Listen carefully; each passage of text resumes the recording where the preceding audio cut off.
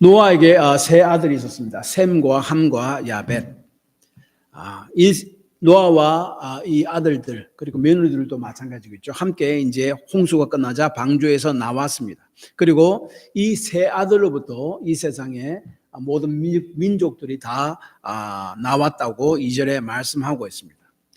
창세기 6장 9절에 보면 노아는 어인이고 당대의 완전한 자였고 하나님과 동행한 자였다라고 이야기합니다. 그런데 오늘 본문 말씀을 보면 그러한 자가 좀 이상한 우리가 이해하지 못한 행동을 합니다. 노아는 농사를 짓기 시작했다라고 20절에 말씀하고 있고 포도농사를 해서 포도를 추수해서 포도주를 만들어서 먹었는데 아마 첫 수확이라서 너무나 기쁘고 맛있어서 한 모금 두 모금 마시다 보니 몸을 가누지 못할 정도로 엄청나게 포도주를 마셔서 그래서 너무 취해서 자기의 장막 안에서 벌거벗고 누워 있었다라고 20절, 21절에 이야기합니다. 여기 벗은지라라고 이야기하는 말은 노아가 술에 취해서 스스로 옷을 벗어 던졌다는 말입니다. 노아의 아들 중 그 함은 아비의 하체를 보고 부끄러운 광경을 다른 두 형제에게 이야기했다라고 22절에 이야기합니다. 그러나 다른 두 형제인 셈과 야벳은 아버지의 부끄러운 그 모습, 광경을 보지 않으려고 옷을 뒷걸음질하며 치면서 아버지께로 접근해서 그 아버지를 보지 않고 그 가져간 옷으로 아버지를 더 덮어주었다라고 이야기 23절에 그렇게 말씀합니다. 나중 노아가 술이 다 깨고 잠이 다 깨서 이 모든 된 일에 대해서 알았습니다. 그래서 노아는 함을 자기의 부끄러움을 감춰주지 않고 다른 형제들에게 고자질한 함을 저주를 하고 그 다음에 다른 두 아들 자신의 부끄러움을 보지 않고 옷으로 덮어준 두 아들을 축복을 했다라고 이야기합니다. 여러분 이 사건을 우리가 볼 때 생각할 때 두 가지 의문이 생기잖아요. 첫째는 도대체 함이 자신의 아버지의 술에 취해 벗은 것을 다른 두 형제에게 고자질한 것이 무슨 그런 큰 잘못이기에 저주까지 받았나?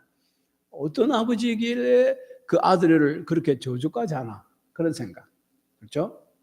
그 다음에 두 번째는 그리고 잘못은 함이 했습니다. 그런데 성경을 보면 저주를 그의 넷째 아들인 가나안이 받습니다. 10장 6절에 보면은 그 함의 아들이 4명이 있는데 넷째 아들입니다. 그러니까 함이 잘못했는데 함이 저주를 받지 않고 그의 넷째 아들 그 가나안에게 그 저주를 노아가 이야기를 합니다. 왜 그렇습니까? 이 저주와 축복의 사건을 통해서 하나님께서는 우리에게 말씀하시고자 하는 것이 도대체 뭡니까? 이 퍼즐을 오늘 말씀을 통해서 우리가 풀어가고자 합니다. 보면은 노아가 포도주에 취해서 벌거벗고 누워있는 행동을 명백하게 그것은 죄라고 이렇게 정죄하지는 않지만은 또한 동시에 잘하는 일이라고도 말하지 않습니다. 팔레스타인 지방에서는 포도주는 사실은 음료였죠. 성경은 포도주를 사람의 마음을 기쁘게 한다고 시편 104편 15절에 말씀하고 있고 또한 천국 가면은 그 천국의 풍요와 기쁨을 묘사하는데 그 포도주가 좀 등장합니다. 그래서 그 만군의 여호와여 이 산에서 만민을 위하여 기름진 것과 오래 저장하였던 포도주로 연회를 베푸시리니 곧 골수가 가득한 기름진 것과 오래 저장하였던 맑은 포도주로 하실 것이며 이사야 25장 6절 그리고 스가랴 8장 12절도 그 비슷한 말씀이 있습니다. 이렇게 수는 그래도 긍정적으로 표현하는 구절이 좀 많고 앞으로 우리가 가게 될 그 천국에서 천국의 풍요함, 즐거움을 표현하는 것도 포도주가 들어갑니다. 그런데 그 동시에 이 술 취함과 방탕함은 또한 타락의 기름을 성경은 또 이야기합니다. 신명기 21장 20절에 보면은 그 성읍 장로들에게 말하기를 우리의 이 자식은 완악하고 패역하여 우리 말을 듣지 아니하고 방탕하며 술에 잠김자라 하며, 술 취함과 방탕 같이 간다라고 이렇게 정죄하고 있습니다. 또한 하나님의 성전에 그 제사장들이 들어갈 때에 포도주나 독주는 절대로 마셨으면 안 되었습니다. 그래서 레위기 10장 9절, 너와 내 자손들이 회막에 들어갈 때 포도주나 독주를 마시지 말라. 그리하여 너희 죽음을 면하라. 이는 너희 대대로 지킬 영원한 규례라 라고 이야기합니다. 동시에 또한 성경은 술 취함과 벌거벗음에 대해서도 경고합니다. 하박국 2장 15절, 이웃에게 술을 마시게 하되 자기의 분노를 더하여 그에게 취하게 하고 그 하체를 드러내려 하는 자에게 화 있을진저. 그리고 하나님의 벌하심이 그 취하게 함과 그로 인해서 벌거벗음으로 부끄러움을 드러내는 것으로 또 성경을 이야기합니다. 예레미야 애가 2장 21절, 우수 땅에 사는 에돔아 즐거워하며 기뻐하라. 잔이 내게도 이를지니 내가 취하여 벌거벗으리라. 그러므로 본문에서는 노아가 포도원을 만들고 포도주를 만들어 먹은 것에 대한 비난을 하지 않지만은,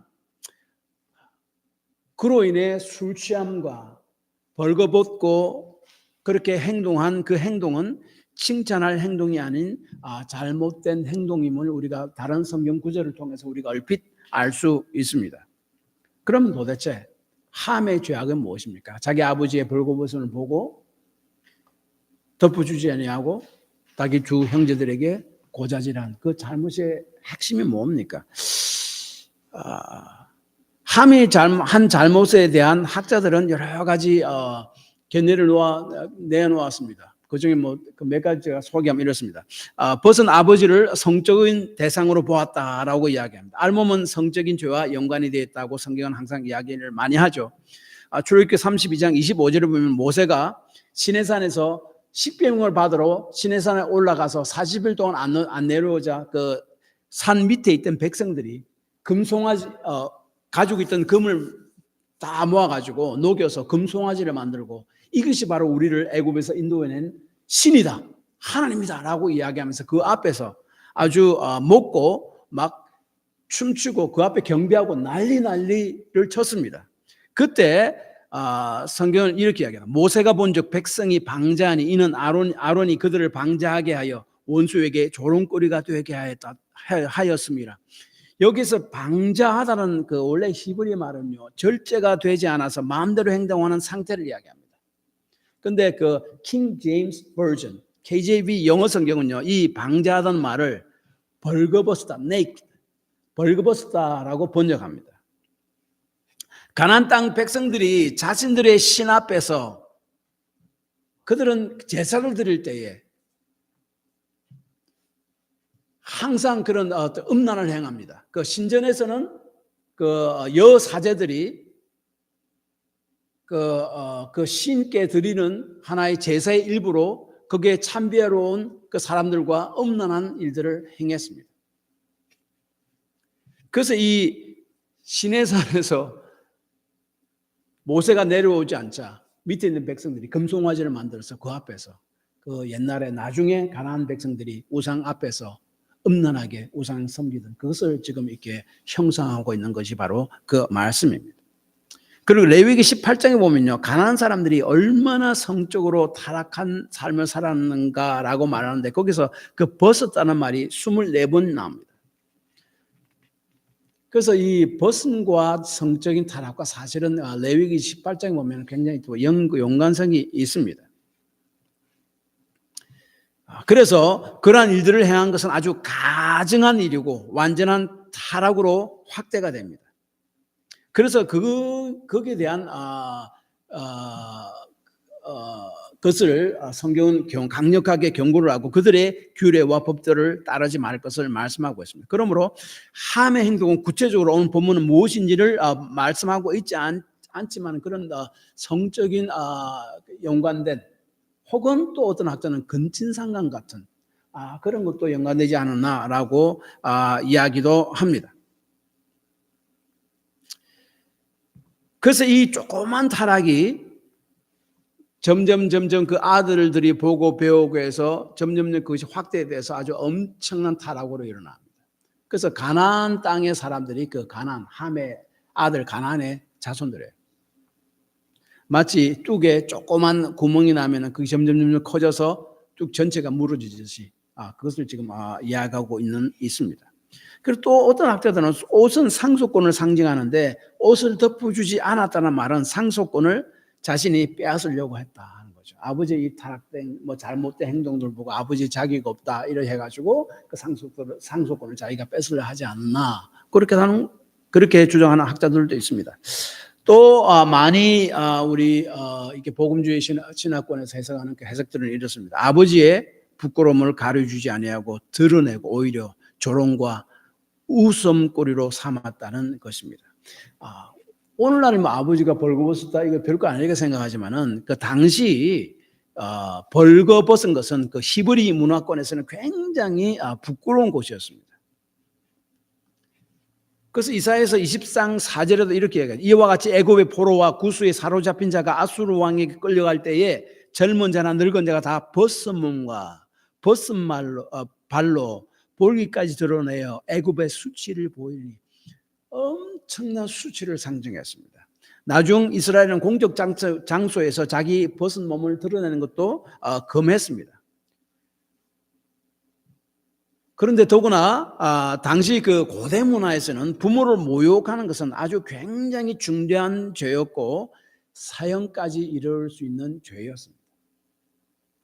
그 출애굽기를 보면은 20장이라든지 신명기 18장, 27장 보면 그것 계속 이야기합니다. 그리고 10계명에 부모 제5계명에 부모 공경이라는 계명이 있습니다. 그래서 그 말은 그 함이 부모에게 무례하게 행하고 그의 부끄러움을 다 이렇게 드러냈다는 것은 단지 부모에게만 도전하는 행동이 아니라 그 계명을 주신 하나님에게도 도전하는 행동으로 받아들여야 한다라고 이야기합니다. 제가 생각하기는 함의 행동에는 이러한 죄악들이 다 포함되어 있지 않는가라고 생각합니다. 그러나 보면은 성경은 명확한 죄에 함의 죄는 말하지 않습니다. 그럼에도 불구하고 함의 그러한 행동은 노아를 통해 하나님의 저주를 내릴 만큼 심각한 것이었다라고 성경은 말씀합니다. 특히 우리가 여기서 주목해야 할 것은 함의 행동입니다. 벗은 몸이라는 것은 인간 타락이 위해 수치와 부끄러움을 말하는 것이고 인간의 존엄이 훼손되는 그런 상태를 말했습니다. 그래서 또한 벗고 노출된다는 것은 보호막이 없다는 거죠. 그래서 이 성경에 특별히 창세기에 보면은 벗었다는 말은 부끄럽고 그에 따르는 두려움 그것을 이야기합니다. 벗어서 부끄러워서 무화과나무로 자신들을 벗은 몸을 감춘 사람이 누굽니까? 아담과 하와. 죄로 인해서.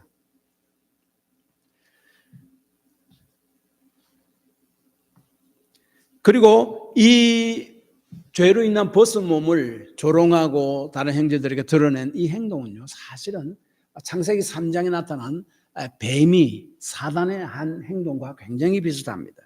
뱀은 아담과 하와에게 선악과를 따먹으라고 부추겼잖아요. 여자는 그 열매를 보았습니다. 함이 아비 하체를 본 것 같이. 그리고 따서 먹습니다. 그 결과 아담과 하와는 부끄러워했고 두려워했습니다. 하나님께서는 벗은 것을 누가 알게 하느냐? 먹지 말라고 한 그 열매를 먹었느냐라고 물었죠. 뱀은 인간에게 하나님의 명령을 무시하고 행동하도록 부추겼습니다. 그 결과 하나님이 금하신 선악과를 따먹고 그 결과 뱀의 이야기와 다르게 부끄러움과 두려움이 오게 되었습니다. 그 결과 뱀은 하나님부터 저주를 받습니다. 3장 14절. 또 저주를 받은 사람은 누군지 아십니까? 인류 최초의 살인자 가인. 하나님의 저주를 받습니다. 세 번째로 성경의 저주를 받은 사람은 누군지 아십니까? 함입니다. 뱀의 길을 따릅니다. 마찬가지로 함은 아버지의 부끄러움을 보았고 그것을 다른 형제들에게 이야기함으로 그 부끄러움과 수치를 감춰주지 않고 덮어주지 않고 오히려 드러냅니다. 뱀이 한 행동을 그대로 따라한 것입니다. 그 결과 저주를 받습니다. 그래서 노아는 함의 아들 가나안에게 저주를 하는데 예언적 저주를 합니다. 그러니까 노아가 여기서 저주하고 축복한 것은요, 노아 자신의 감정으로 인해서 막 화가 나서 하는 것이 아니라 하나의 예언적인 저주와 축복이다라고 이야기합니다. 그게 무슨 말입니까? 하나님이 생각을, 하나님의 말을 받아서 한 것이다 하는 것을, 그것을 이야기합니다.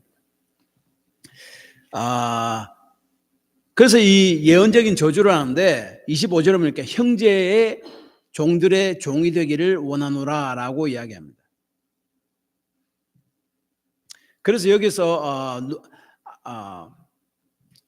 그래서 노아는 함의 행동으로 말미암아 가나온을 저주하는 것은 이제 그 아버지의 행동으로 말미암아 그 아이들에게까지 계속적으로 그 죄악의 영향력이 미칠 것을 슬퍼함으로 예언적인 저주를 했다 하는 것을 우리가 그렇게 생각해야 됩니다. 그래서 함의 자손인 본문에서 함은 그 가나안이 형제들이 종이 된다는 말을 3번이나 이야기합니다. 즉 가나안은, 함의 아들인 가나안은 뱀, 사단과 그 계열 가인의 후손이다라는 것을 궁극적으로 말해줍니다. 나중 이스라엘 백성이 가나안 땅에 들어가서 가기 전 레위기 18장에서 하나님께서 가나안 백성들의 타락한 풍습을 이야기하면서 절대로 그 풍습에 따르지 말고 나의 규례를 따르라고 강조하고 경고합니다.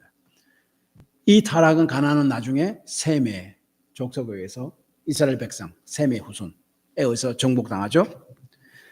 그러나 셈과 야벳은 아비의 부끄러운 광경을 보지 않으려고 뒷걸음져서 옷을 가지고 들어가서 노아의 하체를 덮었다. 그리고 그들은 아비의 하체를 보지 아니했다. 23절에 이야기합니다. 다시 말하면 그 부끄러움을 보지 않고 드러내지 않고 오히려 감춰줬음을 강조하고 있습니다.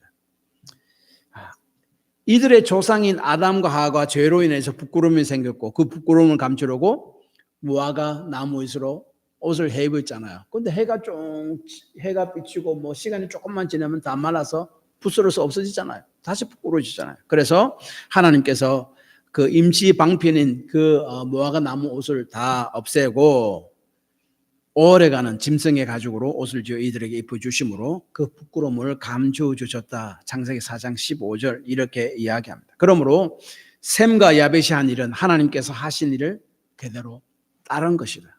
하나님께서 하신 일은 나중에 예수님을 통해서 완전히 드러나죠. 뭡니까? 예수 그리스도는 우리의 죄로 인한 부끄러움을 감추어 주셨다라고 하는 거죠. 셈과 야벳은 아비의 부끄러움을 드러내지 않고 감추어 줌으로 하나님을 본받고 예수 그리스도를 본받는 행위를 한 것이다 라고 이야기합니다. 그래서 로마서 10장 11절 12절 성경이 이르기를 누구든지 그를 믿는 자는 부끄러움을 당하지 아니하리니 유대인이나 헬라인이나 차별이 없습니다. 그래서 함이 한 것은 뱀, 사단이 한 길을 그대로 따라한 것이고 셈과 야벳이 한 것은 하나님, 특별히 예수 그리스도의 길을 그대로 걸어간 것이고 그가 한 일을 따라한 것이다 라는 것을 이야기합니다. 26절과 27절 야벳과 셈의 축복에 대해서 설명하는데 27절에 이렇게 이야기합니다. 하나님이 야벳을 창대하게 하사 셈의 장막에 거하게 하시고 이 구절의 히브리 원어는요 이렇습니다. 하나님이 야벳을 창대케 하시고 그가 셈의 장막에 거하게 하시고 이 그가 누굽니까? NIV 성경은 그가 야벳이라고 이야기했지만은 많은 학자들은 그는 하나님이다 이야기합니다. 그러니까 야벳과 셈이 받은 축복이 뭔가 하면은 하나님은 야벳을 삶을 창대케 하고 많은 유산을 받고 물질적으로 부유하고 많은 땅을 가진 그것을 이야기하겠죠. 그런데 셈이 받은 축복은 그가 그의 장막 안에 거하심, 함께 하심, 임마누엘 그 축복을 이야기합니다. 그래서 나중에 셈의 자손이 누굽니까? 아브라함이죠. 그래서 다윗은 나오고 결국 누가 나옵니까? 예수님이 나옵니다. 예수님이 탄생을 예고할 때에 천사가 마리아에게 나타나서서 아들 낳으니 그를 뭐라 해라고요? 임마누엘이라 하리라. 하나님이 너희와 함께 하십니다. 그 셈의 축복이 하나님이 그들과 함께하는 축복입니다. 그래서 그를 통해서 우리를 구원한 예수 그리스도를 보내주겠다고 하는 그 말씀입니다. 이렇게 그리고 요한복음 1장 14절 이렇게 말씀하죠. 말씀이 육신이 되어 우리 가운데 거하심에 우리가 그 영광을 보니 아버지의 독생자의 영광이요 은혜와 진리가 충만하더라. 우리가 예수 그리스도를 믿음으로 말미암아 새 이스라엘이 되었고 셈의 자손이 되었고 하나님이 우리 가운데 거하게 되었다라고 성경 곳곳에서 이야기합니다. 노아가 아들들에게 한 저주와 축복은 하나님께서 말씀하고자 한 것을 전달하는 예언적 성격을 띠고 있습니다. 이것은 노아가 아들들이 행동한 그 행동과 그들의 본성을 통해서 그들의 운명을 예측하는데 이것은 단순히 아버지의 생각이나 아버지의 막 감정들이 드러난 막 그것이 아니라 하나님께로부터 온 예언적 말씀이라는 것을 우리가 알아야 합니다. 창세기 49장에도요, 그 야곱이 죽을 때 자기 아들들에게 축복하잖아요. 그 성경 보면 구약 성경 보면 그 족장들이 그 당신의 그 시족 사회 있잖아요. 그 시족 사회의 그 족장, 뭐 보통 더 아버지죠. 제일 나이 많은 그들이 죽을 때에 자손들을 축복을 합니다. 축복 말씀을 듣는데 어떤 아들들은 뭐 엄청난 축복을 하는 것인데 어떤 아들은 그렇지 않습니다. 자기 생각을 이해하는 것이 아니라 하나님의 생각을 받아서 아이들에게 대신 선포하는 것. 그것을 이제 신학적 용어로 신탁이라고 그럽니다. Oracle. 혹은 prophetic. 예언적 말씀이라고 우리가 이해하고 있습니다. 그래서 노아가 세 아들들에게 낸 축복과 저주는 하나님께서 노아를 통해 말씀하시는 예언적 말씀이다라고 우리가 이해해야 합니다. 그래서 노아가 가나안 함의 아들 가나안에게 내린 저주는 가나안 사람들의 죄에 대한 하나님의 선고를 상징하는데 그 가나안 사람들은 나중에 함의 길을 따라서 계속적으로 그렇게 살았기 때문임을 우리가 알 수가 있습니다. 한 가지 더 우리가 기억하는 것. 악은 함이 행했는데 그 악에 대한 벌은 함의 아들인 가나안이 받게 됩니다. 성경은 아들들은 아비의 죄에 대해 영향을 받는다라고 이야기합니다. 이것은 부모의 저주가 자녀들에게 흐른다 그 말이 아닙니다. 옛날에 어떤 분이 가게에 흐르는 저주를 끊으라 그런 책을 썼다가 나중에 이단으로 정죄받아가지고 쑥 들어간 적이 있습니다. 그것은 보통 미신 세계에서 그 가게의 저주가 흐른다 그런 이야기를 많이 하잖아요. 성경의 이야기는 그것이 아닙니다. 이 말은 조상의 저주가 자손들에게 상속된다, 흐른다 그 말이 아니라 영향을 미친다는 거죠. 부모의 행동이 자녀의 행동과 삶이 자녀의 삶과 행동에 영향을 미친다는 말입니다. 그래서 부모가 자녀들 앞에서 하나님 앞에서 바르게 사는 것이 얼마나 중요한지 우리가 알아야 합니다. 비록 자녀들은 부모의 죄에 대한 영향을 받지만은 그 죄에 대한 벌은 아버지의 길을 부모의 길을 쫓아 걸어간 자에게만 내린다는 거예요. 그게 성경적 원리입니다. 출애굽기 20장 5절에 이렇게 이야기합니다. 나를 미워하면 그 죄를 갚겠다라고 이야기합니다. 만약 하나님을 사랑한다면 그 아버지의 죄의 영향을 끊어버릴 것이다 라고 하는 것을 이렇게 이야기합니다. 그들에게 절하지 말며 그것들을 섬기지 말라. 나 여호와 너희 하나님은 질투하는 하나님인즉 나를 미워하는 자의 죄를 갚되 아비로부터 아들에게로 3, 4대까지 이르게 하거니와. 조건이 뭡니까? 부모같이 계속적으로 하나님을 미워하고 그 죄악 가운데 거한다면은 그 말입니다. 나를 미워하는 자의 죄. 그러므로 노아가 직접 죄를 지은 함이 아니라 그 아들 가나안을 주저한 것은 함의 잘못된 죄악에 아들들에게도 영향을 미칠 수 있다는 것을 앞을 내다보며 한 예언적 말씀이라고 할 수 있습니다. 결국 함이 잘못했는데 그 그 함의 아들인 가나안이 저주를 받았다는 것은 앞으로 그 함의 자손들, 나중 가나안 땅 사람들에게 있을 일에 대한 노아의 그 예언적 말씀이다라고 할 수 있습니다. 하나님 말씀을 받아서 전한 것이다, 이런 말이죠.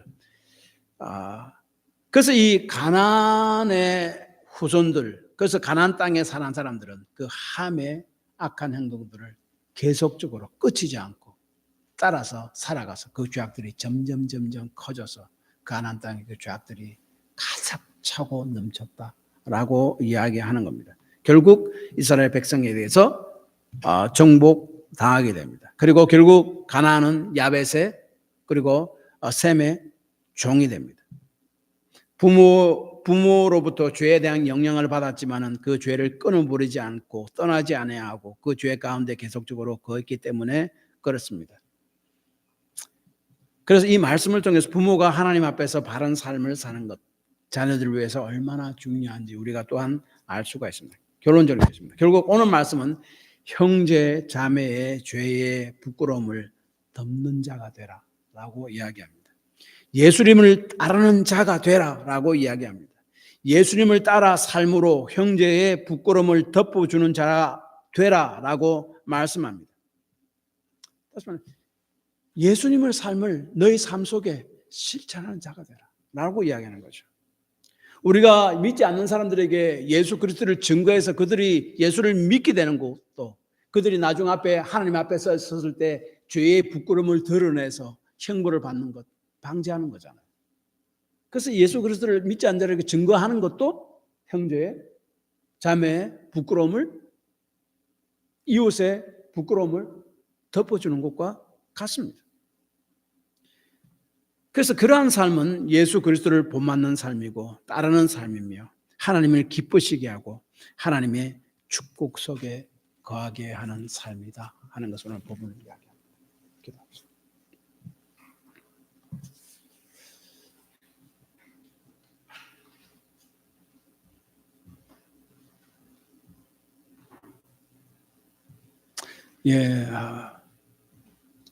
본문은 결론적으로는 하나님을 따르는 자가 되라.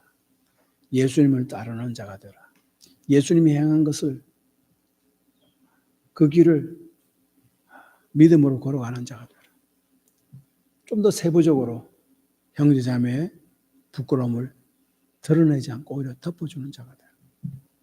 또 다른 한편으로는 죄로 인한 부끄러움 속에 사는 믿지 않는 자들에게 복음을 전함으로 그들의 부끄러움을 덮어주는 자가 되라. 이런 말씀이죠. 우리 기도하는 하나님, 우리가 이 세상에 살면서 다른 이들을, 형제들의 부끄러움을 드러내기를 기뻐하고 즐겨하는 그런 자가 아니라 오히려 그것을 덮어주는 자가 되게 하옵소서. 복음을 전함으로 믿지 않는 자들이 나중에 하나님 앞에 섰을 때 부끄러움을 당하지 않도록 그들의 모든 죄를 예수를 믿게 함으로 덮어주는 자가 되게 하옵소서. 그래서 우리가 함의 길을 따르지 않고 셈의 길을 따르는 우리의 삶이 되게 하옵소서. 기도하시고